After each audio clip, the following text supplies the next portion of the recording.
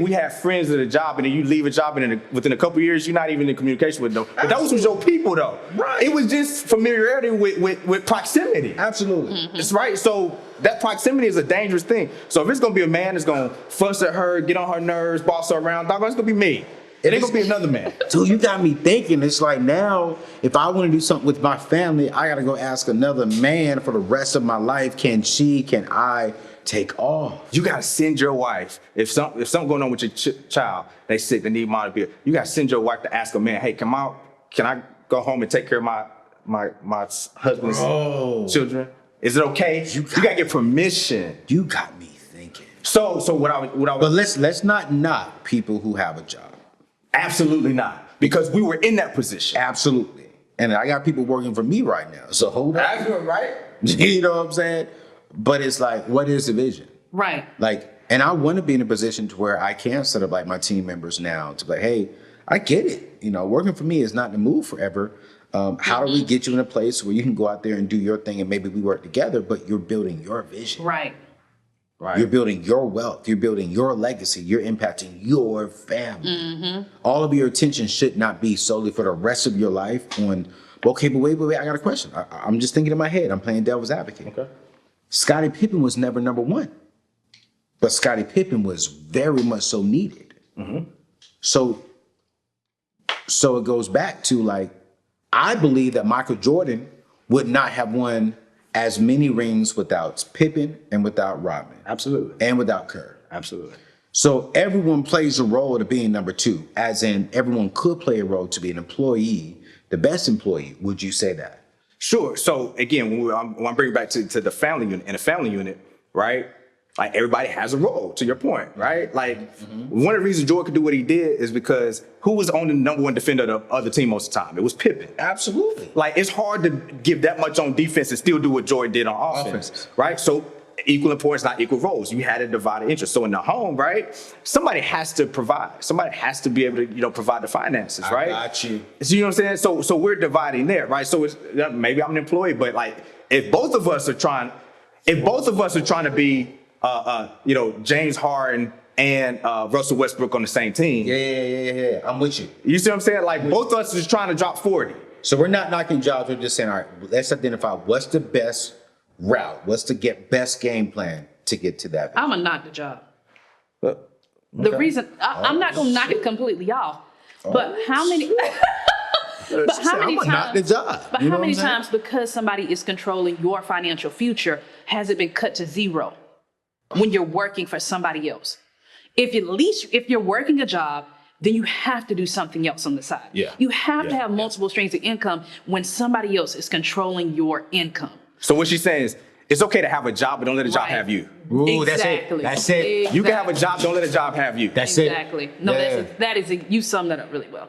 That is exactly it. Because we're really big into multiple streams of income. Because at any time, income stream can just fall out, and a job is the easiest one when somebody else is writing your paychecks. We and they found out during COVID. Exactly. They got to cut expenses, and then what you gonna do now when you don't have any money coming in on a regular basis? What is it? Less than 6 months. Most people have less than what? Living paycheck to paycheck. Most people live paycheck to paycheck. And your paycheck is not how you live. Absolutely. I mean, that's paycheck to paycheck is nearly 80% of the people. Right. And I've been let go because I told an employer. I said to them, I laughed. They said something about job security. I laughed. And 2 weeks later, they walked me out the door. Are you so that proved my point. There's no job security. There's no such thing. She was like, yes, there is job security. I didn't mean to laugh out loud. It was so much in there. Okay. I was like, we ain't there yet though, man. She said job security. Really? Yeah, I don't believe that. I was like, oh, sorry. But it's true. I mean, I think anyone who has a job should understand that there is no such thing as job security. You can think that you are doing your very best, but if the employee thinks that you're not providing what they necessarily need, they have the right to let you go. Right. And it's like, for me, it's like you could be honestly thinking in your head, I am doing my very best. I'm bringing value to this situation. But if the employer doesn't see your value, doesn't mean you're valueless, but you're not as valuable to them. And I feel you on that. Like if you're going to have a job, but figure out what do you have on the side that is ownership, that if it does let you go, you have another means and stream for your family. Right.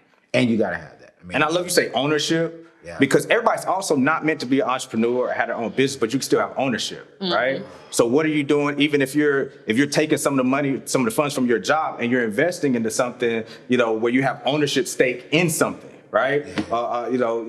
Maybe it is ownership in real estate. Maybe it's ownership even just in the market, right? You're like, so I'm not advocating that everybody, because that happens sometimes too, right? Yes. So yeah, we're not knocking jobs. We're saying don't have a job. We're just saying don't let the job have you. Have something else. Have some ownership stake. Even if you're not going to be an entrepreneur, build your own thing, right? There's some way that you can get some ownership stake in something so that job doesn't have you.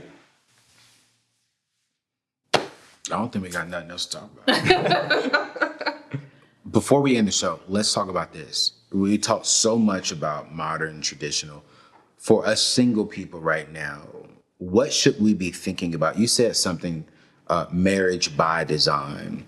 How do we start designing what we desire as single people so it's easier once we find that spouse? How do we start? What's the process of designing that, communicating that, and then looking for that? I'm glad you brought it back to that because I think it's so important for us to figure out what we want to be when we grow up. Yeah. And when you say that to somebody like what you want to be, people tend to think they know what they want to be, and they talk about their career, they talk about their profession. I want to be a lawyer. Yeah. I want to be a doctor. Right. Like, who's the person you want to be? Ooh. Like, right? Because you become, then you do, then you have. Be, do, have, right? We understand that concept, but who do you want to be? And so often we have more of a crystallized vision of our education path. Yeah. We have a crystallized vision of our career path. Yeah. We have a crystallized vision of our entrepreneur path. Right. But where does the family life part of it come into play? Yeah. Right? So like going back to you saying like, well, hey, can I make the decision? Yes, you can. It's your life. Yeah. Right? You're the father, you're the husband. So for your life, what do you want your life to be like? How do you want to be as a father, as a husband? You get to dictate that. Right? Yeah. And then find somebody who aligns with it, right? So it's not like I have to force my wife into doing something. Like that's a depressive type of situation. But when you get clarity, you do the inner work, you have an introspection to say, you know what, I really know my value systems, right? I know what I want, and I had a vision of what I want my life to be like. Not my career, not just my career, like my life. And I think we downplay so much the intangible elements of connection with people, of connection with our spouse, of raising children, the family element, right? We so focused on lifestyle and luxurious things. I like nice things, I like luxury and everything, but at the end of the day, right, I would trade it in if it was going to be at a expense of my family. Yeah. Right? Like my role as a provider, watch this, is to provide a basic standard of living. That's my requirement.